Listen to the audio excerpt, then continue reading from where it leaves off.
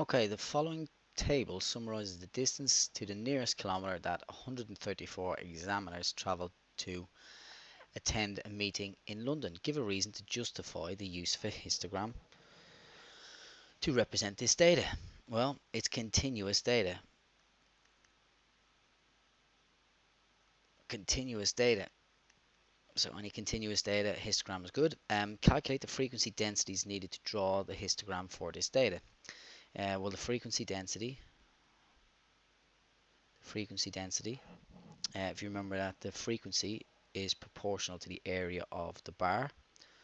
So the frequency density is going to be calculated by doing the class width, or the frequency divided by the class width.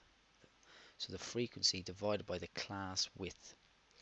Now this class width here goes from 40.5 to 45.5, which is going to be which is 5. So maybe let's write down the class widths here. The class widths are going to be, well, this is 5, this is also 5, 10, 10, 10, and that goes from, I make that out to be 60. Okay, so taking out the calculator, we're going to do 4 divided by 5, frequency divided by class width is 0.8. Frequency density will be 0.8. 5 over 19, 5 over 19, 0. Let's go to 365, 0.263, 0.263.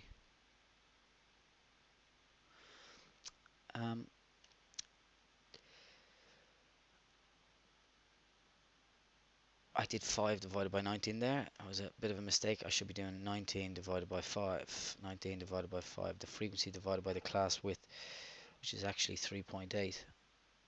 That makes more sense. 3.8. Okay, we're going to do 53 divided by 10, which is going to be 5.3. 37 divided by 10, which is 3.7. 15 divided by 10, 1.5. And 6 over 60, 0.1. So that's our frequencies worked out, our frequency densities. Use interpolation to estimate the median, lower quartile and upper quartile of these data.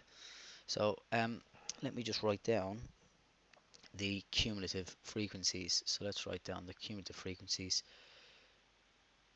over here. So we've got 4 and 19 is 23. Then we get 76. That will be 106, 113,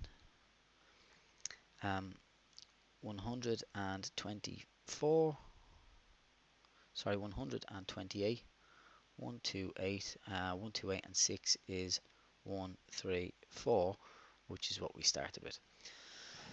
Right, so the lower quartile, Q1, is calculated by doing the number of data points in the group divided by 4. 134 divided by 4. 134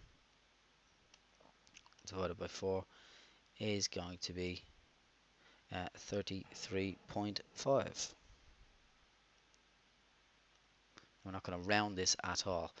33.5. So I've got 23 there and 76 here. I'm going to need another 10.5 of this group here. 10.5 out of the 53. So I need 10.5 out of the 53 in that group. We multiply it by the class width, which is 10, and we always add on the lowest bound, which is 50.5. So let's take this out of statistics mode. So 10.5 out of 53 multiply that by 10, and then add on 50.5, and we get to 3 sig fig 52.5. 52.5. So that's Q1. Q2 will be 134 over 2, and 134 over 2, that goes in 67 times 67. So where is the 67th person? Again, it falls in a similar group, but this time to get from 23 to 67 I have to add on 44. So 23 plus 44 gives me 67, so I need 44 out of 53 here. 44 out of 53.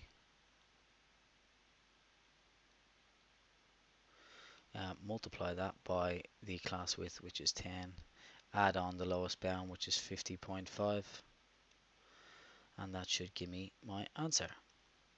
So we're going to do 44 out of 53. Multiply that by 10. And then add on the lowest bound, 50.5.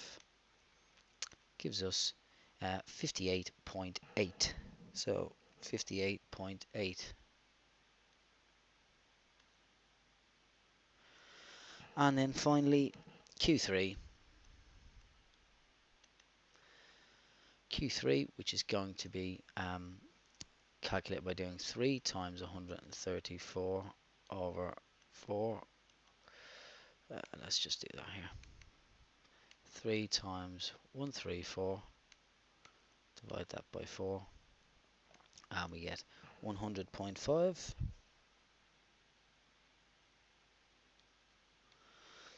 Okay, so having a look at here, I've got 76, then I've got 113, which means I'm going to have to add on. I need 100.5. 24 will bring me up to 100, so I need 24.5. 24.5 out of this group. 24.5 out of 37. 24.5 out of 37. Multiply that by 10. And then add on the lowest bound. The lowest bound, which is 60.5.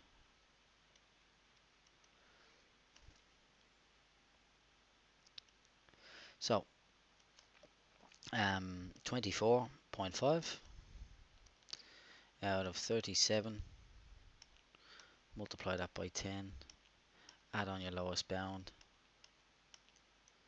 gives us 67.1. 67.1.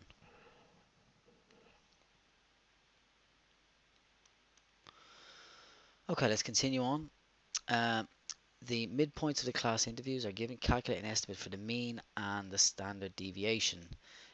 Let's just, sum of fx is 134. Sorry, sum of f equals 134. That'll save me a little bit of time here. So x bar equals sum of fx over sum of f. Sum of fx is 8379.5 divided by the sum of f, which is 134. So 8379.5 over 134 gives us 62.5. 62.5. And then the standard deviation is by finding the square root of the mean of the squares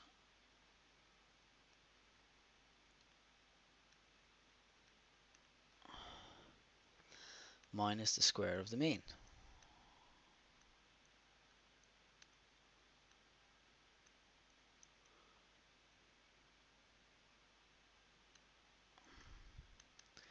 So let's just plug these values in directly into the calculator.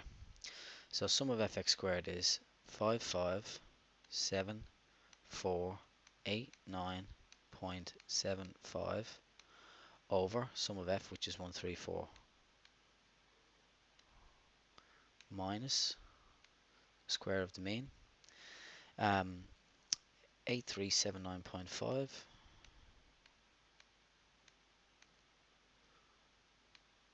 over 134,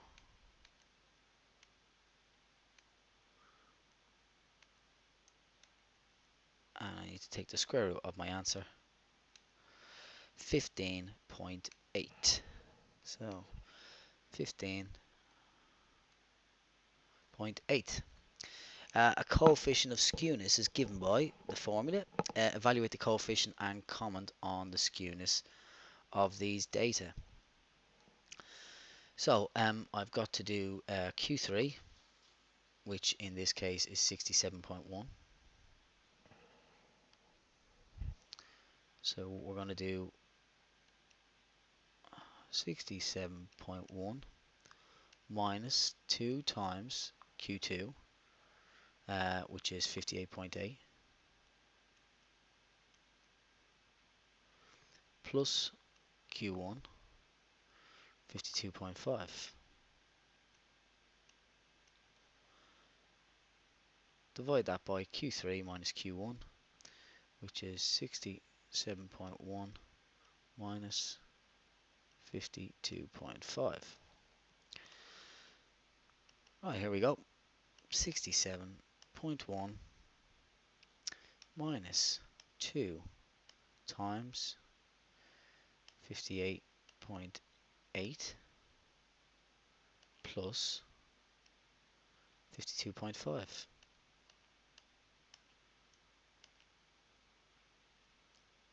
Divide that by 67.1 minus 52.5.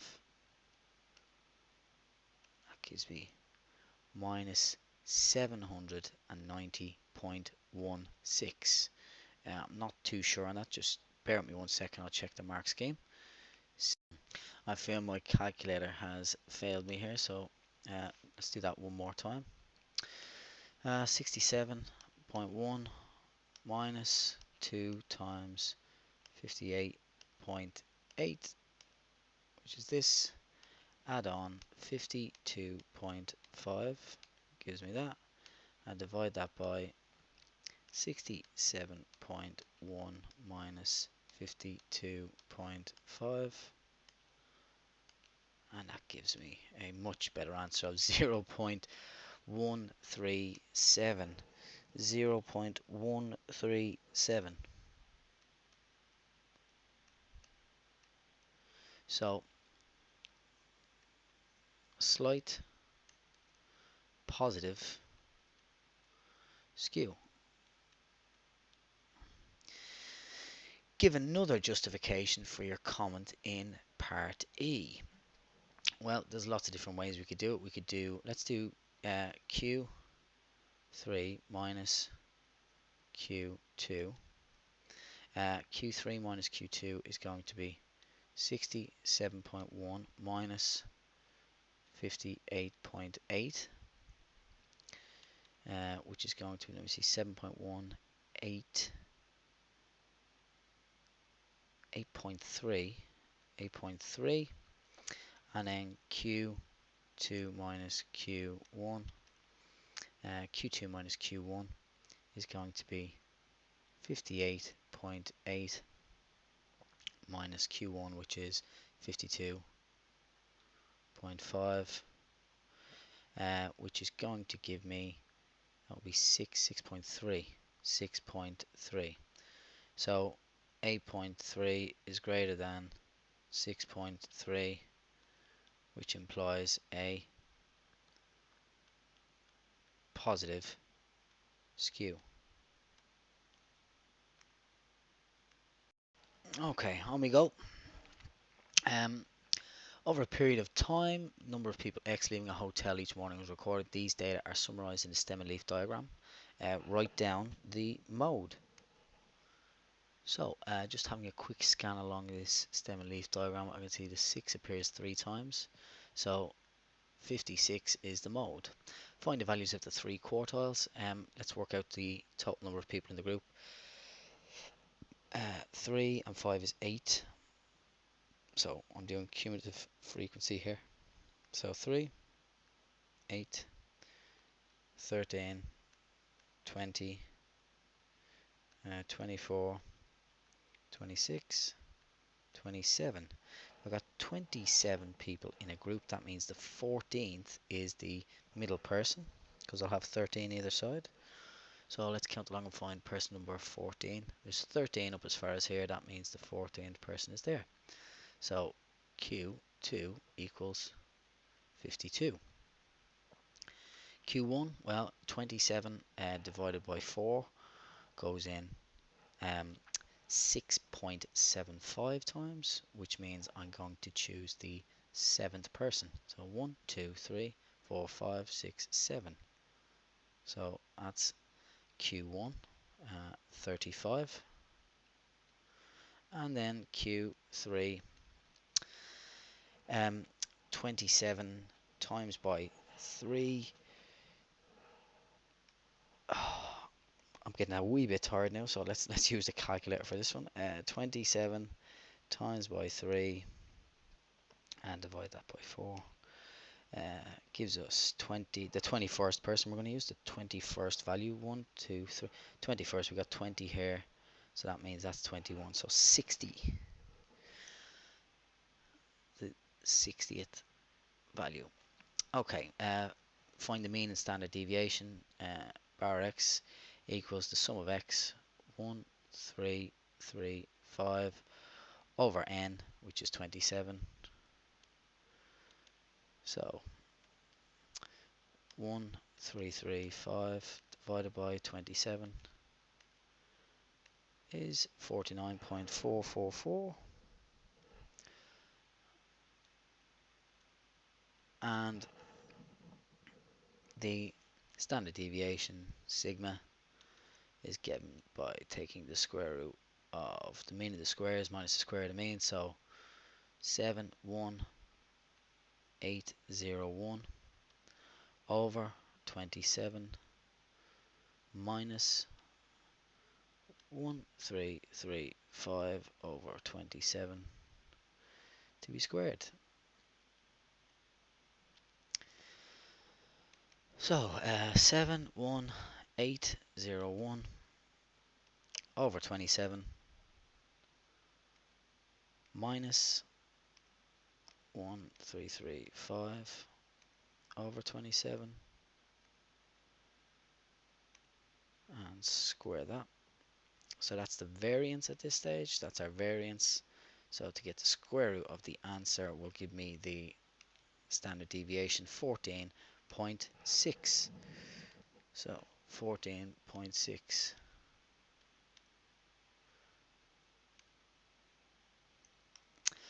Okay, let's keep on going. Evaluate this measure and show that the data is negatively skewed. So the mean minus the mode over the standard deviation. So 49.4, 49.4 minus the mode, which is 56, over the standard deviation, 14.6. Okay, 49.4 minus 56, divide that by 14.6. 0 minus 0.452 minus 0.452, therefore negative skew. Two are the reasons why these data are negatively skewed. So I'm going to start by having a look at the quartiles, Q2 minus Q1. Let me see. Q2 minus Q1 is 17. Q3 minus Q2 equals So Q3 minus Q2 is 8. Is 8. So Q2 minus Q2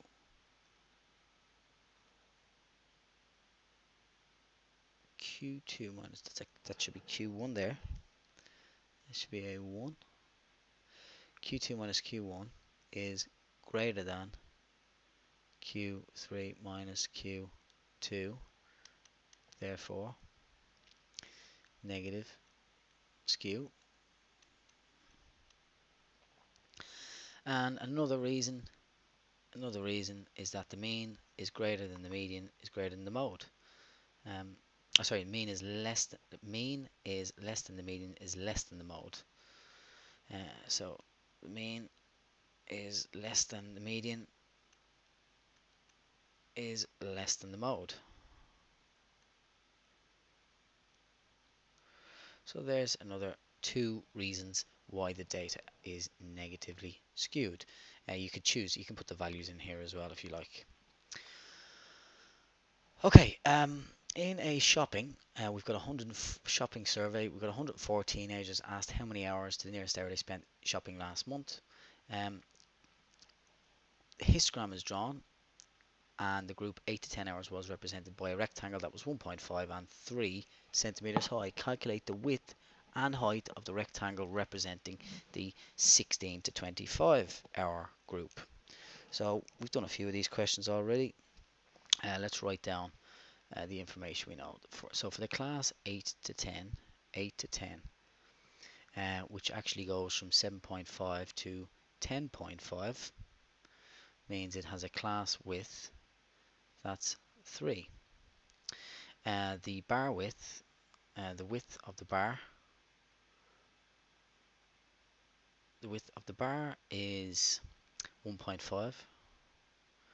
The height of the bar equals 3. And as we always know, the area is proportional to the frequency. That means the area of a particular bar should equal some constant multiplied by its frequency. In this case, the area of the bar is going to be 1.5 times by 3, which is 4.5, should equal the constant multiplied by the frequency for that group, the 8 to 10 group, the frequency, which is 18. So K will equal 4.5 over 18. And 4.5 goes into that once and goes into that 4 times, so it's 1 over 4. So the value K is 1 over 4. Now, let's take a look at the class we're interested in, the 16 to 25 group, 16 to 25, which has a class width, and just checking here, it goes from 15.5 to 25.5. Class width is 10. That means the width of the bar,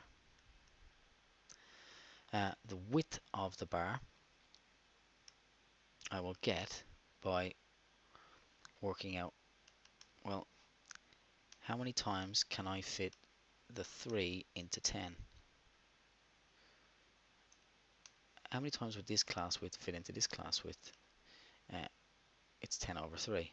So if I multiply the bar width for this group, 1.5, by that value, I get 5. So the width for this bar must be 5. And the height of the bar is going to come from the fact that I know the area is proportional to the frequency. So the width, which is 5, multiplied by the height for that particular group must equal the constant of proportionality, which is a quarter, multiplied by the frequency for that group. And the frequency for that group is 15. So 5h equals a quarter times 15. So let's do 0.25 multiplied by 15 to get that, and then divide my answer by 5. So 0.75. Height equals 0.75. A quarter times 15 would be, let me see, 7.5. which would be 3.75. 3.75. So a quarter times 15 is 3.75, and 3.75 divided by 5 is 0.75. Okay, use linear interpolation to estimate the median and interquartile range. So we're going to need Q1, Q2, and Q3. So let's write down our cumulative frequency over here. Or no, let's do it over here.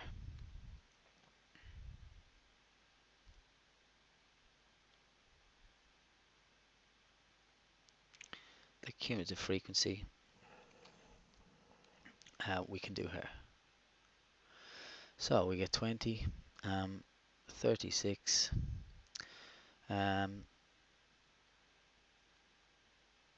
54, 79, 94, 104. Okay, if I've got 104 people, that means the middle person is person number 52.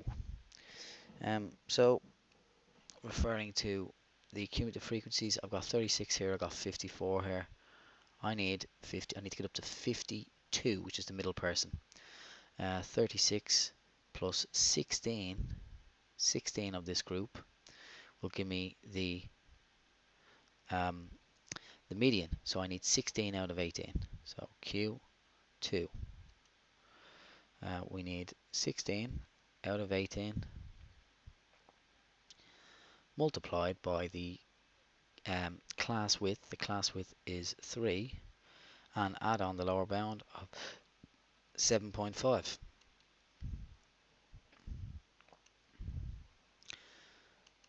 So 16 over 18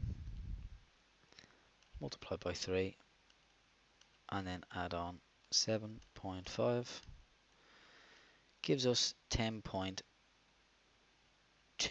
10.2 to 3 significant figures.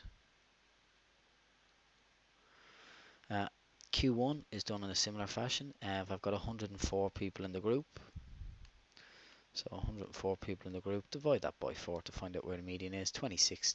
The 26th person, I've got 20 here, I've got 36 here, so I just need 6.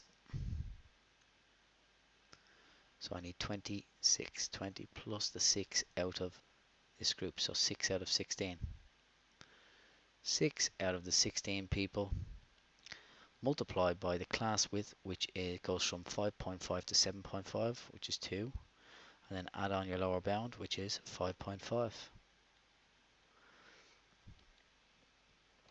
Okay, so 6 over 16, multiply that by 2, and then add on 5.5, 6.25.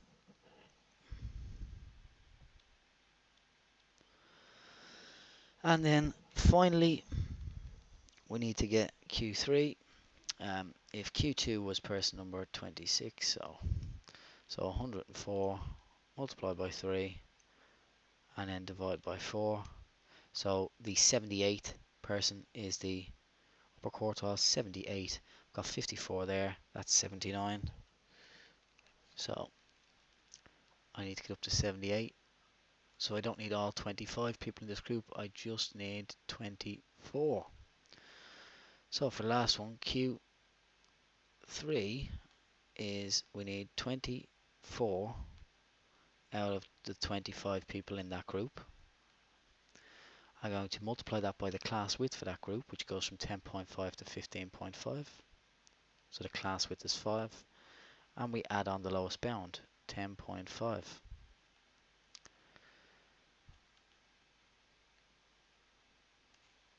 Okay. 24 out of 25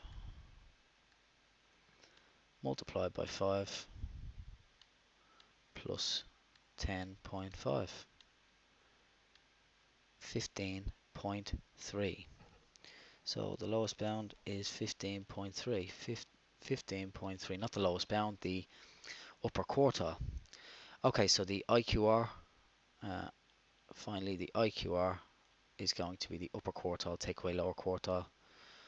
15.3, take away 6.25 gives me 9.05. So 9.05. Okay, now we need the mean and standard deviation. And this is for 4 marks. Okay, a lot of work for that last question. Mean and standard deviation, right. We've got a table, we got frequencies, we got midpoints. I'm going to put this into the calculator and let the calculator do all the hard work. So I'm going to turn on my frequencies. And then I hit mode. We want statistics mode. Single variable. Okay, and let's put the midpoints in. 2.75, 6.5, 9, 13, 20.5, and 38. Right, 20, 16, 18, 25, 15, 10. Right, so there's our frequencies in. So shift, stat, option 4, option 2. So 12.8 will do the mean.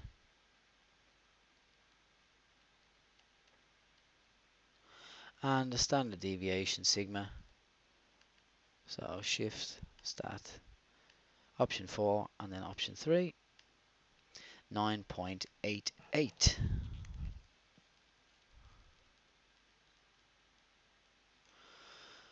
Okay, state giving a reason, the skewness of the data. Well, we've just worked out mean, standard deviation. I've also got the quartiles. Let's do Q2 minus Q1 and Q3 minus Q2.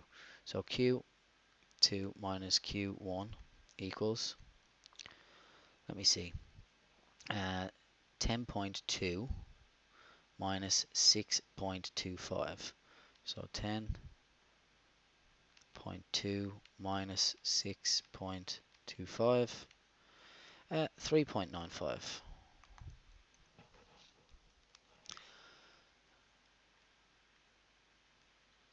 So that was Q2 minus Q1, and then Q3 minus Q2 is 15.3 minus 10.2. 15.3 minus 10.2.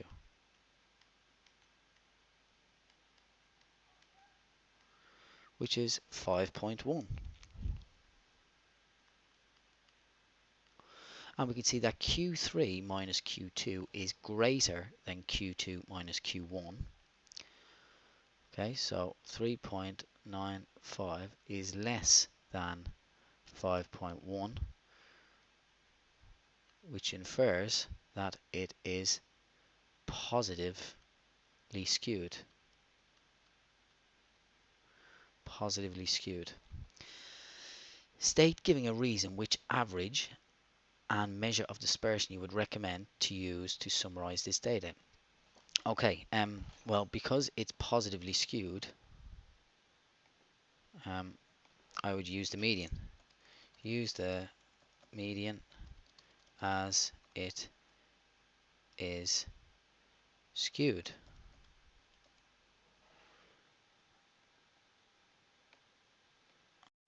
And I'm also going to use the IQR as it is not affected by outliers. And if the data is skewed, we possibly have some outliers in there, so I don't want it to be affected. Okay, on to the next question, and the last question. Use the histogram to calculate the total number of runners who took between 78.5 and 90.5 minutes to complete the fun run. It tells us there is 140 runners in the fun run. So before I start tackling this question, the first thing I need to do is work out the total area of the histogram, because I know that the total area of the histogram must be proportional to the total frequency of the histogram. So this bar here is 1 times 6, which is 6. So the total area is going to equal 6 plus, that's 1 times 7, which is 7. I'm working out the area of each bar and adding them together. This is 1, 2, 3, 4 times 2, which is 8. We got 1, 2 times 6, which is 12. 3 times 5.5, 3 times 5.5 is 16.5.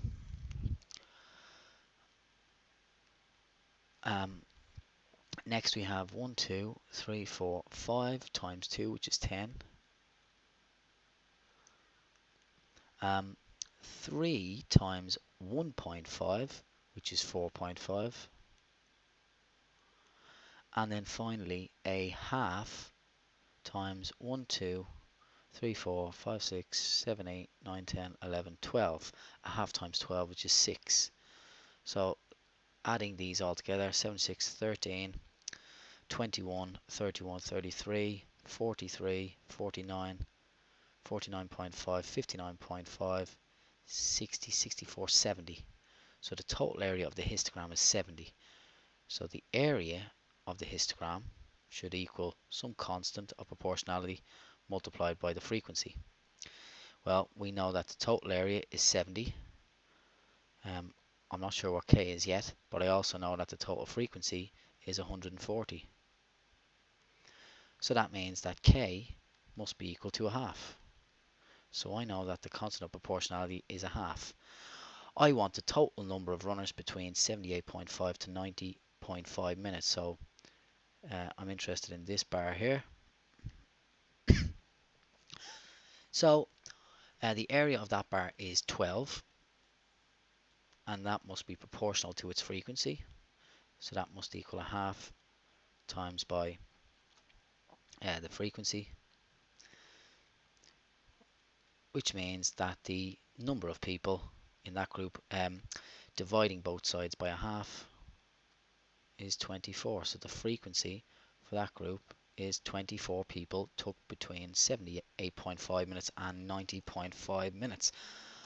Okay, that's it for processing and representing data. If you can make it through all of those questions and you understand everything I've done there, you have an absolutely outstanding chance of getting full marks in that question. Okay, thanks for watching the video, and best of luck with the revision, and I'll talk to you again sometime. Take it easy.